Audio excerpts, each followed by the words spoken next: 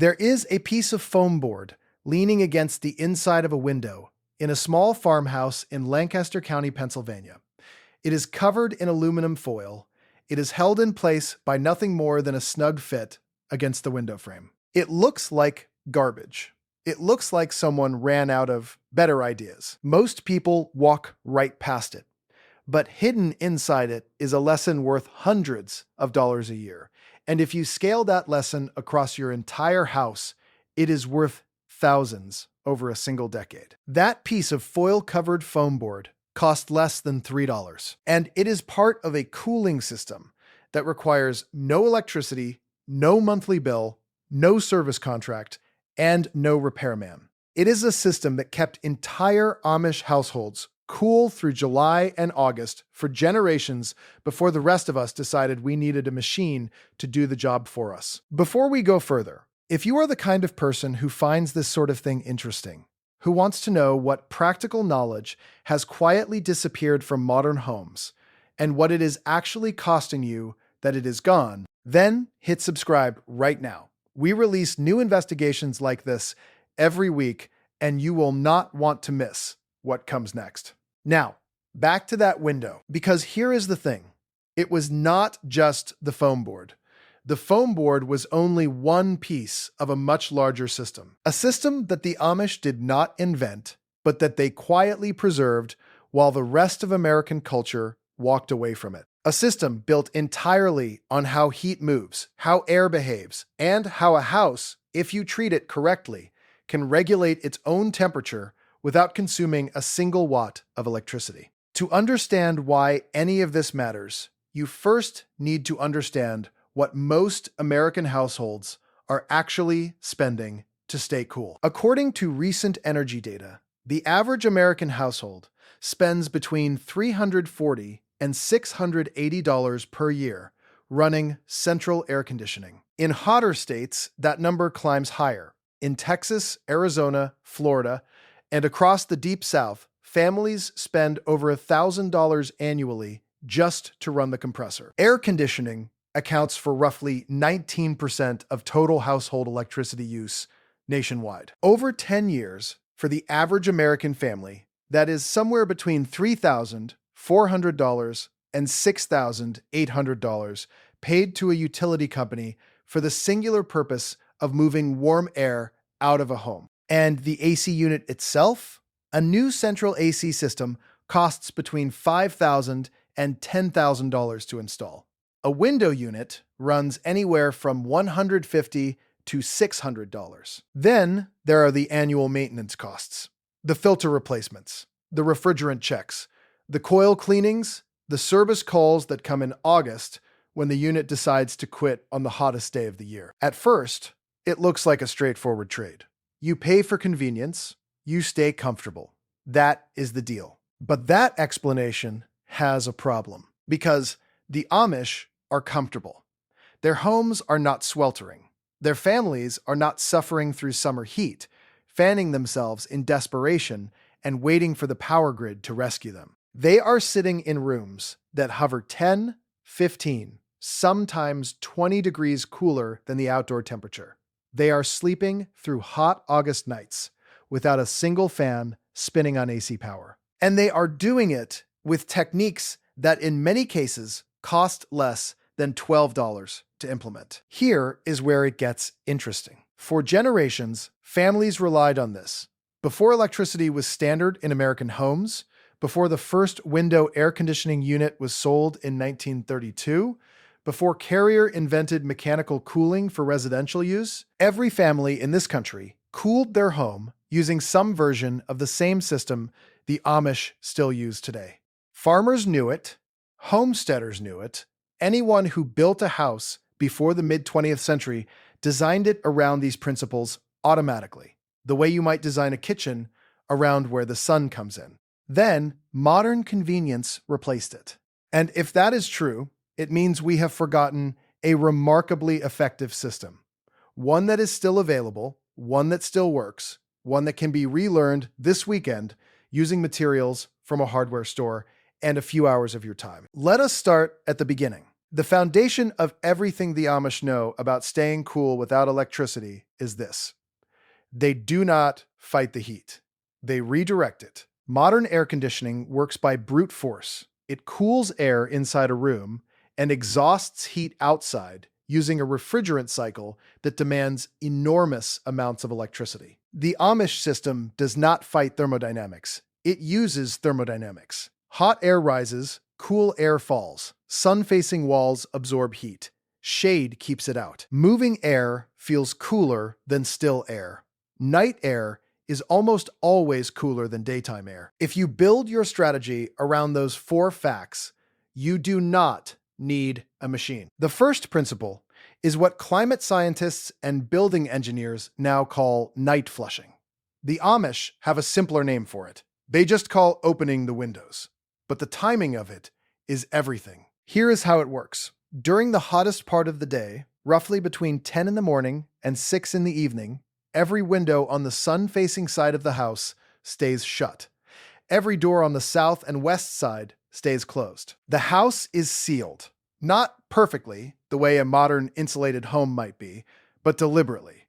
You are keeping the hot outdoor air from entering during peak heat. At the same time, you are using those foam and foil panels on the south and west-facing windows to reflect incoming solar radiation before it has a chance to pass through the glass and turn into heat inside the room. This is the $12 part. A single sheet of foil-faced polyiso insulation board, available at any hardware store, costs roughly $5 to $8 and can cover 3 to 4 standard windows when cut properly. Reflectix, a brand of reflective bubble insulation sold in small rolls, runs about $11 and can cover several windows as well. You press it snugly into the window frame from the inside. You do not need to tape it. You do not need to mount it. It simply sits there, facing outward, bouncing incoming sunlight back out through the glass before it heats the room. Research from the U.S. Department of Energy shows that properly installed reflective window coverings can reduce solar heat gain through south and west-facing windows by 70 to 80%. That is not a small number. That is most of the heat that would have entered the room. But the real power comes after the sun goes down. After 6 or 7 in the evening, once the outdoor air temperature drops below the indoor temperature, you open everything, not just one window, everything. You open windows on both the north and south sides of the house simultaneously. You open the windows low on the first floor and high on the second floor. Or, if you have a single-story home, you open windows at different heights to create a stack effect. Warm air inside the house, which has been building all day, now has a path out. It moves toward the higher openings and escapes.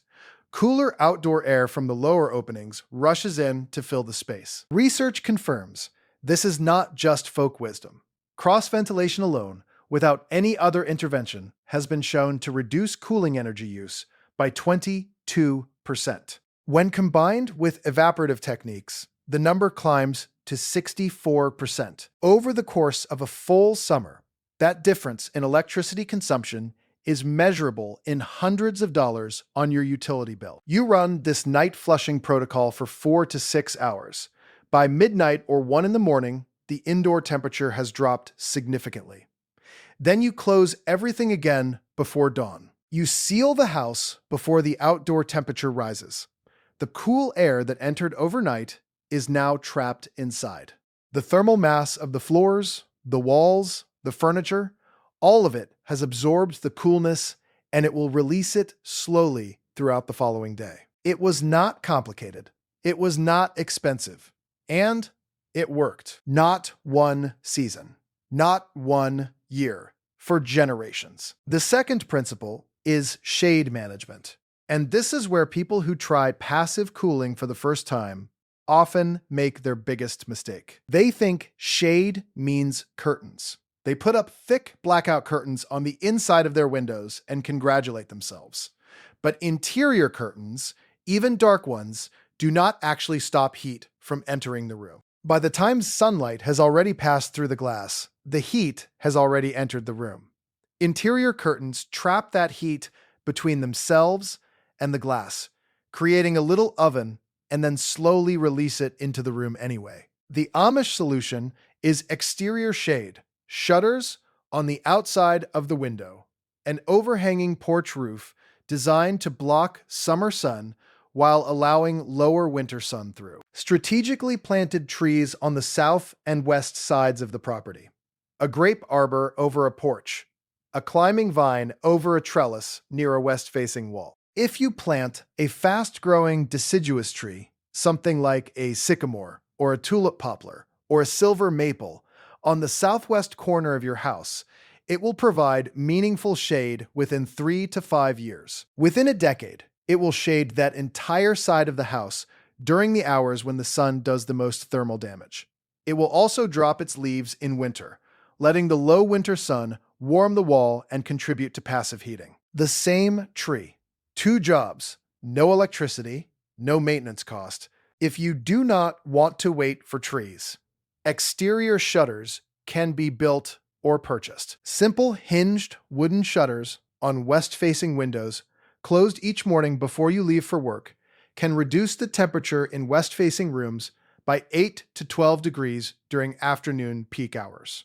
A set of basic louvered exterior shutters can be built from fence boards and a piano hinge for under $20 per window. Or, for a faster solution, a simple DIY shade panel of reflective foam board mounted on the outside of the window frame achieves the same effect immediately. The Amish are not precious about aesthetics when it comes to function. They build what works. The third principle is airflow management inside the house. And this is where the Amish understanding of how buildings breathe becomes genuinely sophisticated. In an Amish home, ceilings are high, doorways between rooms are wide, interior walls are kept as open as possible during hot weather. This is not accidental. A house with high ceilings and good interior airflow allows the thermal stack effect to do its work from floor to ceiling, not just from window to window. Here is the physics of it. Hot air is less dense than cool air. It rises. If you have a room with a high ceiling and you open a low window and a high window at the same time, the hot air at the top of the room exits through the upper window and draws cooler replacement air in through the lower one. This creates a convection current. The room ventilates itself. You do not need a fan for this to happen, though a ceiling fan can accelerate the effect significantly. A ceiling fan, on its highest speed, uses about 75 watts of electricity. A central air conditioning system uses between 3,000 and 5,000 watts per hour. Running a ceiling fan instead of your AC unit for 8 hours costs roughly 6 cents. Running your central AC for those same 8 hours costs between 48 cents and 80 cents. That is a savings of roughly 40 to 75 cents per day, roughly $14 to $22 per month, over a full summer. And a quality ceiling fan, properly maintained, will last 20 to 30 years. Its annual energy cost is around $5. The payback period on even a modestly priced ceiling fan is measured in months. The Amish understand this kind of long math instinctively. They are not saving pennies. They are saving thousands. Now, there is another element to this system that almost nobody talks about, and it is perhaps the most dramatically effective part of the whole approach. It is called the whole house fan. And while it is not strictly a new technology, the way the Amish use it in conjunction with their night flushing protocol is something most modern homeowners have never considered. A whole house fan is a large fan typically installed in the ceiling between the living space and the attic that exhausts hot attic and interior air while simultaneously drawing cool outdoor air in through open windows below. A whole house fan uses between 200 and 700 watts, compared to 3,000 to 5,000 watts for central AC.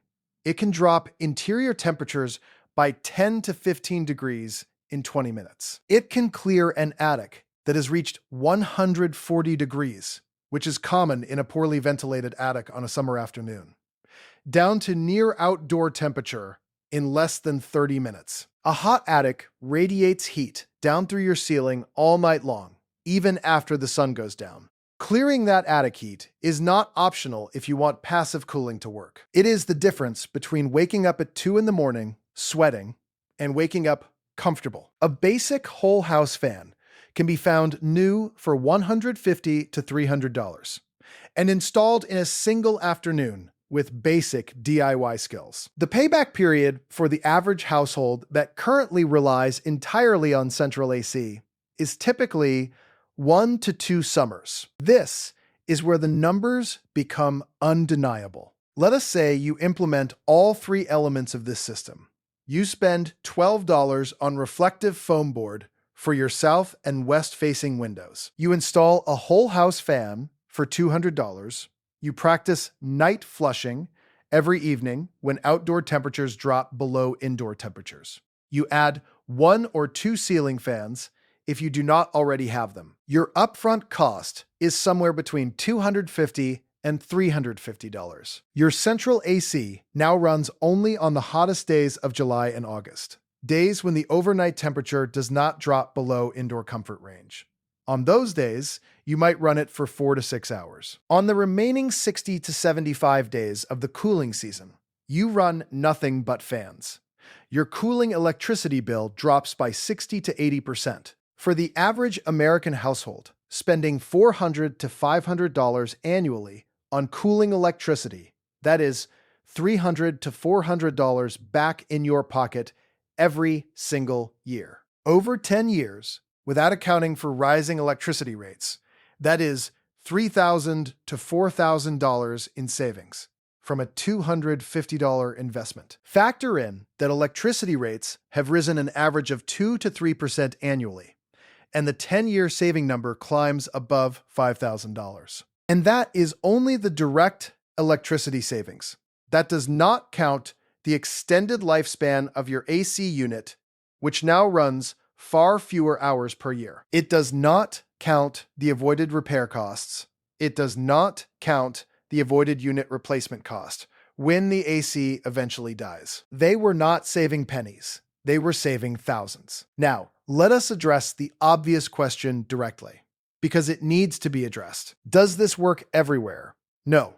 This system has its limitations, and anyone who tells you otherwise is not being straight with you. In areas with high humidity, like Houston or New Orleans or coastal Florida in July, opening windows at night brings in air that feels like a warm, wet towel. Night flushing struggles in these environments because the moisture content of the air prevents effective evaporative cooling and makes the air feel uncomfortable regardless of temperature. In these climates, passive cooling alone is rarely a complete solution, though it remains a partial one. In dry climates, including most of the interior West, the Southwest, and significant parts of the Midwest, this system works exceptionally well. Nights are cool, humidity is low, and the temperature swing between day and night is often 20 to 40 degrees, which is exactly what night flushing needs to work. In moderate climates, the kind that characterize much of the Mid-Atlantic, the upper Midwest, New England, and the Pacific Northwest, passive cooling can handle 90% of summer cooling needs with only occasional AC use during extreme heat events. Now, does this mean everyone should live exactly like the Amish? Probably not. But that does not make the lesson any less valuable. The real question is not whether you can eliminate your AC entirely. The question is how much of your cooling bill you can eliminate. And for most American households, the answer is significantly more than you are doing right now. Here is what makes this particularly worth your time to think about. The Amish did not preserve these techniques because they are stubborn or backward. They preserved them because they work. Because when you cannot simply flip a switch and pay the utility company to solve the problem for you, you learn to understand how the problem actually works. And when you understand how the problem works, you find solutions that are more elegant, more durable, and far less expensive than the mechanical solutions that convenience culture sold us. We were told in the 1950s and 60s that modern appliances had made older household skills obsolete, that you did not need to know how to manage airflow through a house, because you could just set a thermostat, that you did not need to understand shade and thermal mass and ventilation timing because the machine would handle it. That all this old knowledge was a burden that modern technology had relieved you of carrying. But the burden was also the knowledge. When we put it down, we forgot what was in it. Think about what a typical house in 1925 looked like compared to a typical house today. The older house had high ceilings. It had a deep covered porch on the south and west sides. It had tall, narrow windows placed on opposite walls to encourage cross-ventilation. It had a basement or root cellar that stayed 55 degrees year-round regardless of outdoor temperature.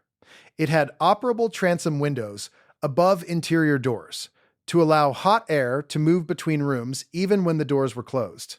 It had an attic with ridge vents and soffit vents to prevent heat buildup. Every one of those features was a deliberate passive cooling strategy, built into the house itself, costing nothing to operate. The modern house has low ceilings, small windows placed for aesthetics rather than airflow, no porch, no basement in most cases, and no transom windows. It is, from a passive cooling standpoint, a worse building than what was built 100 years ago. And then we put an air conditioning unit on it and called it progress. The Amish simply never made that trade, and they are not worse off for it. There is a reason that climate scientists, building engineers, and passive house designers are now spending millions of research dollars rediscovering what Amish homebuilders never forgot. The principles of passive cooling, cross-ventilation, thermal mass, night flushing, exterior shading, and radiant barrier installation are now being written into green building codes and high-performance home standards across the country. The terminology is different. The branding is modern. The underlying knowledge is the same knowledge that kept homes comfortable before electricity existed. We are paying researchers to rediscover what farmers already knew. And here is the thing worth sitting with. If this is true about cooling, it raises a reasonable question about everything else. What else did we put down when convenience culture told us we did not need to carry it anymore? What is on the workshop bench that we stopped using because a store-bought version was cheaper at the time and seemed like a better deal? What is in the pantry we stopped stocking because the grocery store is always open and the supply chain is always reliable? What is in the garden we stopped planting because it seemed easier to buy the food? What repairs did we stop learning to make because it seemed easier to replace than to restore? The knowledge is not gone. It is sitting in farmhouses in Pennsylvania and Ohio and Indiana, in the memory of people who never stopped using it. It is in old homesteading manuals and agricultural extension bulletins that have been digitized and posted online for anyone willing to look. It is in the practices of people who, by necessity or by conviction, kept making things work without depending on a machine or a monthly bill to do it for them. The old workshop is quiet now, but the tools still hang on their pegs in the same order they have always hung.